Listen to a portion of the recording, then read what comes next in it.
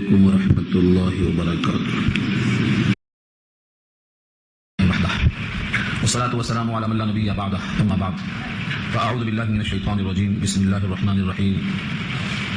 ونفخ في الصور فصعق من في السماوات ومن في الأرض إلا من شاء الله ثم نفخ فيه أخرى فإذا هم قيام ينظرون إلى آخر الآية. صدق الله العلي العظيم وصدق رسوله النبي الكريم ونحن على ذلك من الشاهدين والشاكرين. اللهم ألهمنا رشدنا وأعذنا من شرور أنفسنا. اللهم وفقنا لما تحب وترضى من القول والفعل والنية. رب اشرح لي صدري ويسر لي أمري واحلل عقدة من لساني يفقهوا قولي. آمین یا رب العالمین. محترم حضرات، معزز سامعین، محترم خواتین، میری ماں بہنوں، میری بھائیوں، پیارے بچوں، تلاوت کی ہوئی آیتیں سورہ زمر 24واں پارہ آیت نمبر 67 سے لے کر ختم صورت تک گفتگو ہوگی. اس صورت میں جو مضامین آتے چلے گئے، توحید سے معمور، توحید کے دلائل سے لبریز، اب توحید تسلیم کرنے والے اور توحید کو تسلیم نہ کرنے والے دونوں کا انجام اس آخری رکن میں بتایا گیا ہے. آج انشاءاللہ یہ صورت مکمل ہو جائے گی. اس سے پہلے آپ نے سنا پچھلی آیت میں جو آخری آیت تھی، وما قدر اللہ حق قدرہ، لوگوں نے اللہ کا جیسا حق ہے ویسی قدر نہیں کیا. زمین ساری کی ساری اللہ کی مٹھی میں ہے قیامت کے دن، اور آسمان داہنے ہاتھ میں لپٹا ہوگا. اس کی ذات پاک اور بلند ہے اور بہت برتر ہے جو اس کے ساتھ وہ شریک کرتے ہیں. یہ مضمون تھا گزشتہ آیت کا. اب جب اللہ تعالیٰ کی طرف سے سور پھونکنے کا حکم ہوگا، ونفخ فی الصور، سور میں پھونکا جائے گا، سور میں پھونک ماری جائے گی. ونفخ فی الصور، نفخہ نفخن کے معنی آتے ہیں پھونک مارنا. اور سور حضرت اسرافیل علیہ السلام نے اپنے ہاتھوں میں لے کر ہونٹوں سے لگا کر بالکل انتظار میں ہے کہ اب اللہ کا حکم ہونا پھونک مار دو. تو سور کیا چیز ہے؟ سین کی طرح تشبیہ سمجھانے کے لیے ایسی کوئی شے اللہ نے بنا کے دی ہے کہ جتنی دنیا میں روحیں ہیں ان اس میں سے آواز نکلے گی اور سب کی روح فنا ہو جائے گی. اللہ کی ایک مخلوق ہے اسرافیل فرشتے، ان کے منہ میں جو آواز نکلے گی اس پھونک میں اتنی تاثیر ہوگی کہ سارا عالم مر جائے گا. اتنی طاقت ہے اللہ کی طرف سے ایک فرشتے کی آواز میں. تو جس اللہ نے اس فرشتے کو طاقت دی ہے اس اللہ کی قدرت کا کیا عالم ہوگا. اسی لیے لوگوں نے اللہ کی قدر نہیں کی. زمین ہاتھوں میں لپٹی ہے، زمین اللہ کی مٹھی میں ہے، ساتوں آسمان ہاتھوں میں لپٹا ہوا ہے. جس اللہ کی یہ شان ہو اس کے ساتھ لوگ غیر اللہ کو شریک کرتے ہیں. وہی پیشانی اللہ کے سامنے دیتے ہیں اور وہی پیشانی اللہ کے غیر کے پاس جھکا دیتے ہیں. یہ تو شرکت ہے. تو جب سور پھونکا جائے گا، سور میں پھونک ماری جائے گی. نفخ فی الصور، نفخن کے معنی آتے ہیں پھونک مارنا. جو کھانا پکاتے ہیں، روٹی لکڑی بجھ جاتی ہے، تو لمبی سی لوہے کی پھونکنی اس میں پھونک مارتے ہیں، وہ جا کے آگ کو جلاتی ہے. اس طرح سے کسی چیز میں پھونکنے کو نفخہ کہتے ہیں. جب آدم کا پتلا بنا تھا، مٹی سے بنا تھا، تو اس پتلے میں جان کیسے گئی؟ اللہ نے اس میں اپنے روح کو پھونکا. فنفخت فیہ من روحی، میں نے اپنے روح کو پھونکا تو روح جان والی ہو گئی، یعنی ان کا پتلا جسم والا جو تھا روح والا بن گیا. تو وہاں بھی لفظ نفخہ استعمال کیا اللہ نے، فنفخت فیہ من روحی. تو نفخہ کے معنی کسی چیز میں پھونکنا، صرف پھونک ماریں گے، سور میں پھونک ماریں گے. فصعق من فی السماوات، صاعقہ معنی بے ہوش ہو جانا. صاعقہ یہاں لفظ صاعقہ آیا ہے، اور سورہ نمل میں اسی جگہ پر وہاں ففزع آیا ہے، گھبرا جانا. وہاں ففزع کا لفظ ہے، یہاں فصعقہ کا لفظ ہے. تطبیق دیا مفسرین نے کہ پہلے گھبرا جائے گا، پھر بے ہوش ہو جائے گا، اور بے ہوشی کے بعد مر جائے گا. ترتیب ہے. ایک آواز میں ساری کائنات مردہ ہو جائے گی. وہ کیسی آواز ہوگی؟ فصعقہ، سب بے ہوش ہو جائیں گے. من فی السماوات و من فی الارض، جو آسمانوں میں ہے اور جو زمین میں ہے. آسمانوں میں بھی اور زمین میں بھی کوئی نہیں بچے گا جس کو ہوش رہے، سب بے ہوش ہو جائیں گے. ساری مخلوقات ختم ہو جائیں گے. صرف 4 فرشتے باقی رہیں گے. وہ فرشتے 4 کون ہیں؟ جبریل، میکائیل، اسرافیل اور ملک الموت. بعد میں ان چاروں کی بھی روح قبض ہو جائے گی، اور سب سے آخر میں جو روح قبض ہوگی وہ ملک الموت کی بھی ہوگی. سب سے آخر میں ان کی بھی روح قبض ہوگی.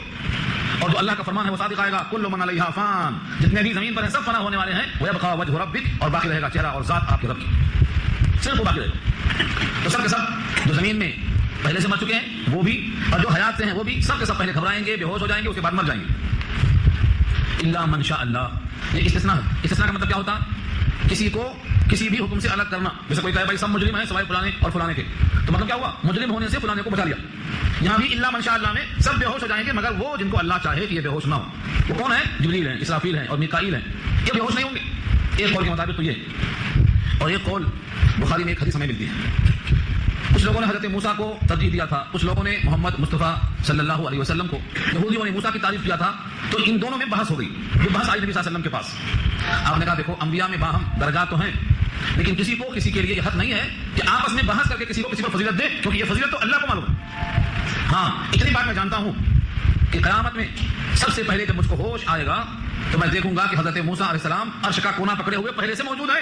پتہ نہیں وہ بے ہوشی کے بعد جلدی ہوش میں آ گئے تھے یا کوہ طور پر بے ہوشی کے بدلے میں آج بے ہوشی سے بچا لیے گئے, اور وہ الا من شاء اللہ میں ہیں, یعنی جن کو اللہ چاہے کہ وہ بے ہوش نہ ہو بچیں گے. دنیا میں جن انبیاء کو تکلیفیں دی گئی ہیں, جس حضرت ابراہیم کے کپڑے نکال دیے گئے تھے آگ میں ڈالتے وقت, اس کا انعام کیا ملا اللہ نے کہ محشر میں سب سے پہلے کپڑا ابراہیم کو دیا جائے گا پہننے کے لیے. کیوں؟ اللہ کے نام پہ ننگا کیا گیا. تو جیسے یہاں حضرت موسیٰ کو کوہ طور پہ بے ہوش کیا گیا تھا, اس بے ہوشی کے بدلے میں وہاں ان کو مستثنی رکھا جائے گا. یہ الا من شاء اللہ سے معلوم ہوتا ہے. تو ایک حدیث تو یہ ہے بخاری کے اندر. تو الا من شاء اللہ سے مراد موسیٰ بے ہوش نہیں ہوں گے شروع میں, جب ان کو جلدی ہوش آ جائے گا. اس روایت کے مطابق یہ واقعہ. اور دوسرے جو شاہدین لکھتے ہیں کہ جبریل کو, میکائیل کو, اسرافیل کو اور جتنے مقرب فرشتے ہیں, اور اس کے ساتھ ایک اور اضافہ ہے حاملان عرش, جو عرش کو تھامے ہوئے, جو فرشتے عرش کو تھامے ہوئے ہیں ان کو بھی بے ہوشی نہیں آئے گی, لیکن آخر میں یہ سب کے سب فنا ہو جائیں گے, صرف اللہ کی ذات باقی رہے گی, کوئی باقی نہیں بچے.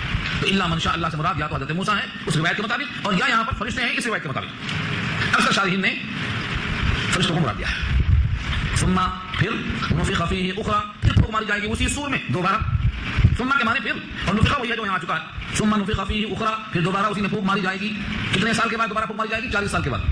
اب 40 سال دنیا کا نہیں ہوگا, آخرت کا ہوگا, اور وہاں کا ایک دن 50,000 سال کا ہوگا سورہ معارج کے حوالے سے, اور 1000 سال کا ہوگا سورہ سجدہ کے حوالے سے.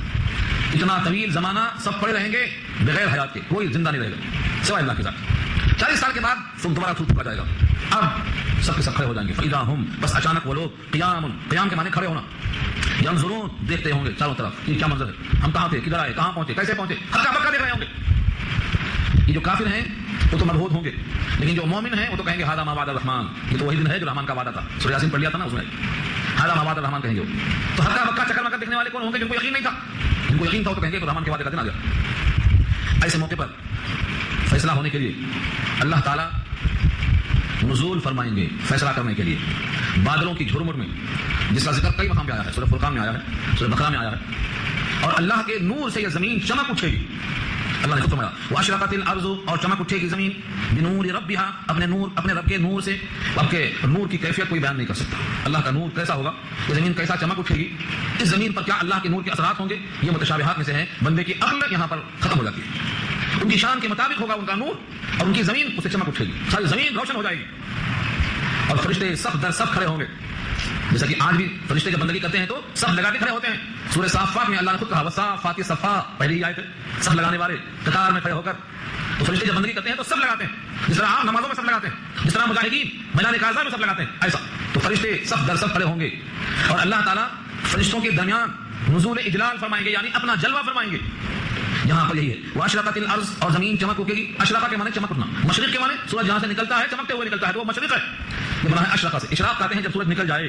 اشرقت الارض, زمین چمک اٹھے گی بنور ربها, اپنے رب کے نور سے, جو بے کیف ہے, اس کی کیفیت کو بندہ نہیں سمجھ سکتا. یہ متشابہات میں سے کیسا اللہ کا نور ہوگا, زمین کیسا چمکے گی. ہاں اتنی بات ہے کہ یہ زمین نہیں ہوگی, یہ زمین نہیں ہوگی. سورہ ابراہیم میں اللہ نے صاحب کہا ہے ہم اس زمین کو بدل دیں گے. یوم تبدل الارض غیر الارض, یہ زمین کو نکال کے نئی زمین بچھائیں گے. اس میں کوئی پہاڑ, کوئی غار نہیں ہوگا, کوئی دریا, کوئی نہر نہیں ہوگا, کوئی چھپنے کی زمین نہیں ہوگی, برابر مسطح ہوگی. کوئی انسان کہیں چھپ نہیں سکتا, جس کا ذکر سورہ طہ میں کیا اللہ نے, لا تری فیہا عوجا ولا امتا, کوئی ٹیڑھا پن نہیں, کوئی کجی نہیں, کوئی اونچا نیچا نہیں, کوئی بڑھا نہیں, کوئی درخت نہیں, کوئی گھر نہیں. یہ زمین کو ہم چینج کر دیں گے, بدل دیں گے. تو اس زمین پر کیونکہ زمین مسطح ہوگی, بالکل مسطح برابر, قاعا سب صفا کا قرآن ہے. اس موقع پر اللہ تعالیٰ کا وہ نور جس کی وجہ سے زمین پوری روشن ہو جائے گی. ووضع الکتاب, اور کتاب رکھی جائے گی. کتاب سے مراد قرآن شریف نہیں, یہاں کتاب سے مراد ہے وہ کتاب جو تم نے خود لکھا ہے, جس کا نام ہے کتاب زندگی. اب آپ نے مغرب پانا, اس کتاب میں مغرب لکھا گیا ہوگا. اس کتاب میں ابھی آپ نے قرآن سنانا, قرآن لکھا گیا ہوگا. ابھی آپ نے نعت سنانا, اس میں نعت لکھی گئی ہوگی. جو روزانہ لکھ رہے ہیں آپ اپنے عمل سے, اس کا نام ہے کتاب زندگی. ہر آدمی لکھ رہا ہے.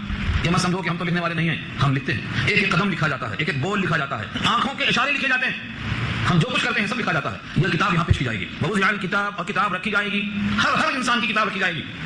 سورہ بنی اسرائیل میں پڑھ چکے ہیں آپ. اللہ نے فرمایا اقرا کتابک, اپنی کتاب اپنے لکھی ہوئی خود پڑھ لے. کہا بنفسک اليوم علیک حسیبا, اپنے اوپر تو خود کا بھی حساب کر لینے کو.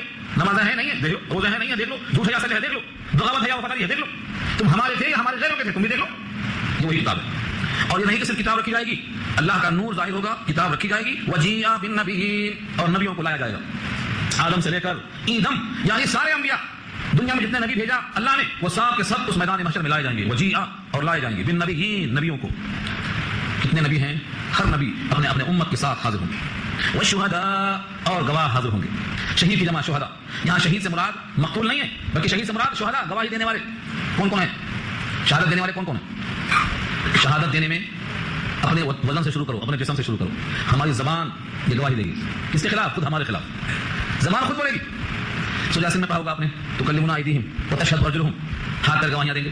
یہ بھی گواہ ہیں، یہ بھی حاضر ہوں گے. اور ایک گواہی کا ذکر سورہ قاف 26 میں کیا ہے اللہ نے؟ ماہا سائق و شہید. ہر آدمی کے ساتھ اس کو کھینچ کر لانے والا فرشتہ ہوگا اور اس پر گواہی دینے والا بھی فرشتہ ہوگا. سائق کہتے ہیں ڈرائیور کو. ڈرائیور ساقہ ایسے کو کھینچ کر لانا، یہ میدان محشر میں کھینچ کے لائے گا. یہ بات سورہ قاف میں آ چکی ہے. تو ایک سائق ہوگا، وہ فرشتہ کھینچ کے لائے گا محشر میں، اور شہید گواہی دے گا. تو یہ بھی گواہیاں حاضر کیے جائیں گے. اور انبیاء بھی گواہی دیں گے. اور دنیا میں زمین بھی گواہی دے گی. یوم الدین تو حدیث اخبار، زمین بھی بولے گی، زمین بھی گواہی دے گی. اور فرشتے بھی گواہی دیں گے.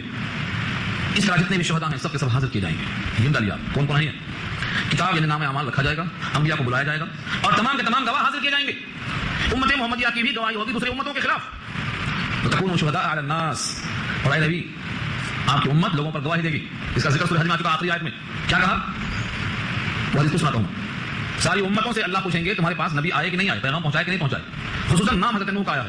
ان کی قوم کہے کہ ہمارے پاس کوئی نہیں آیا، جبکہ 950 برس تک پیغام پہنچاتے رہے، ہمارے پاس کوئی نہیں آیا کہیں گے. امت محمدیہ گواہی دے گی کہ ہم گواہی دیتے ہیں تمام نبیوں نے پیغام پہنچایا، حضرت نوح نے پیغام پہنچایا. وہ کہیں گے تم تھے ہی نہیں، پیدا بھی نہیں ہوئے تھے، تم گواہی دینے کا حق نہیں رکھتے ہو، تمہیں کیسے ماروں؟ اس موقع پر یہ امت کہے گی کہ ہم کو ہمارے نبی نے بتایا ہے. پھر نبی اکرم صلی اللہ علیہ وسلم کو لایا جائے گا امت کی تائید میں گواہی دینے کے لیے. اس کا ذکر سورہ نساء میں کیا اللہ نے، فَكَيْفَ إِذَا جِئْنَا مِنْ كُلِّ أُمَّةٍ بِشَهِيدٍ وَجِئْنَا بِكَ عَلَىٰ هَٰؤُلَاءِ شَهِيدًا. کیا حال ہوگا اس وقت آپ کا جب آپ کو بلایا جائے گا ان پر گواہی دینے کے لیے. یہی وہ آیت ہے جو نبی صلی اللہ علیہ وسلم قرآن سن رہے تھے صحابی سے، ابی بن کعب سے. جب اس آیت پر پہنچے تو آنکھیں دونوں آنسوؤں سے بھر رہی تھی اور حضور نے کہا بس کرو بس کرو. رونا اتنا رونا کہ آنکھوں سے آنسو بہنا شروع ہو گیا، آنکھیں دبدبا گئیں. یہ نبی کی گواہی ہے، امت محمد کی گواہی ہے، فرشتوں کی گواہی ہے، ہاتھ پیر کی گواہی ہے، زبان کی گواہی ہے. اور یہ سورہ حامیم السجدہ، اس میں یہ ہے کہ اپنے جسم کا چمڑا اپنے خلاف گواہی دے گا. یوم تشہد علیہم السنتہم وایدیہم وارجلہم، جن کے خلاف ان کے جسم کا چمڑا گواہی دے گا. اور انسان حیرت سے کہے گا لما شہدتم علینا، تم میرا چمڑا ہو کر میرے خلاف گواہی کیوں دیا؟ تو یہ سب یہاں شہداء مراد ہیں. میں ساری آیتوں کو کور نہیں کر سکتا کیونکہ ساری آیتوں کا یہاں تک کیا تو رکا جائے گا. اس قسم کی بے شمار آیتیں ہیں. غرض ایک دو گواہ نہیں ہوں گے، ہر چیز سچ سچ بولے گی. زمین سچ بولے گی، زبان سچ بولے گی، چمڑا سچ بولے گا، ہاتھ اور پیر سچ بولیں گے، انبیاء سچ بولیں گے، امتیں سچ بولیں گی، قرآن سچ بولے گا. ہماری زندگی جو کتاب بنی ہے یہ بھی سچ بولے گی. نماز نہیں پڑھے تھے، نماز پڑھے تھے، وہاں دیں گے چلنے والا ہے. زکات دے دیے تھے، بولنے سے نہیں چلنے والا ہے. زکات دیے تھے تو وہاں انٹری ہوگی. اس طرح تمام شہداء حاضر ہوں گے. وقضی بینہم، اور فیصلہ ہو جائے گا ان کے درمیان بالحق، ٹھیک ٹھیک. بالحق کا مطلب ٹھیک ٹھیک. ٹھیک ٹھیک کا مطلب کیا ہے؟ آپ نے کوئی نیکی کی تھی اس میں درج نہیں ہے، ایسا نہیں ہوگا. آپ نے کوئی برائی نہیں کی تھی مگر برائی وہاں داخل کر دی گئی، ایسا بھی نہیں ہوگا. نہ برائی میں اضافہ ہوگا نہ نیکی میں کمی ہوگی. یہ ہے بالحق، ٹھیک ٹھیک فیصلہ ہوگا. وہم لا یظلمون، اور وہ ظلم نہیں کیے جائیں گے. یعنی کسی قسم کا ان پر ظلم نہیں ہوا. کوئی بندہ کہا دے کہ میرے خلاف فیصلہ ہوا، مجھے میرا حق نہیں مل سکا، میرے ساتھ ناانصافی ہوئی، کوئی بندہ یہ نہیں کہہ سکے گا. کیونکہ دوسری آیت میں فرمایا جتنا گٹھلی کھجور کی کھانے کے بعد دیتے ہیں نا اس میں ایک دھاگا ہوتا ہے، باریک سا دھاگا جس کو ہم فتیل کہتے ہیں. اللہ نے قرآن میں کہا ہے کہ اتنا جو دھاگا ہے گٹھلی کے درمیان میں اتنا بھی کسی بندے پر ظلم نہیں کیا جائے گا. ولا یظلمون فتیلا، ایک مقام پر فتیلہ ہے اور ایک مقام پہ قطمیر ہے. قطمیر جو چھلکا ہوتا ہے گودا اور گٹھلی کے بیچ میں، اتنا چھلکے کے برابر بھی کسی پر ظلم نہیں کیا جائے گا. ایک ایک بندے کو اس کا پورا پورا اعمال کا حساب ملے گا. سورہ کہف میں بہت تفصیل سے آ چکی ہے، سورہ زلزال میں آ چکی ہے. یہاں اشارہ کر دیا اللہ نے. پھر آیت کا حاصل کیا ہوا؟ زمین اپنے رب کے نور سے روشن ہو جائے گی، کتاب یعنی نام اعمال رکھا جائے گا، تمام نبی لائے جائیں گے، تمام گواہ اور حاضر پیش کیے جائیں گے، اور فیصلہ کیا جائے گا ان کے درمیان ٹھیک ٹھیک انصاف کے ساتھ، اس حال میں کہ ان پر ظلم نہیں کیا جائے گا.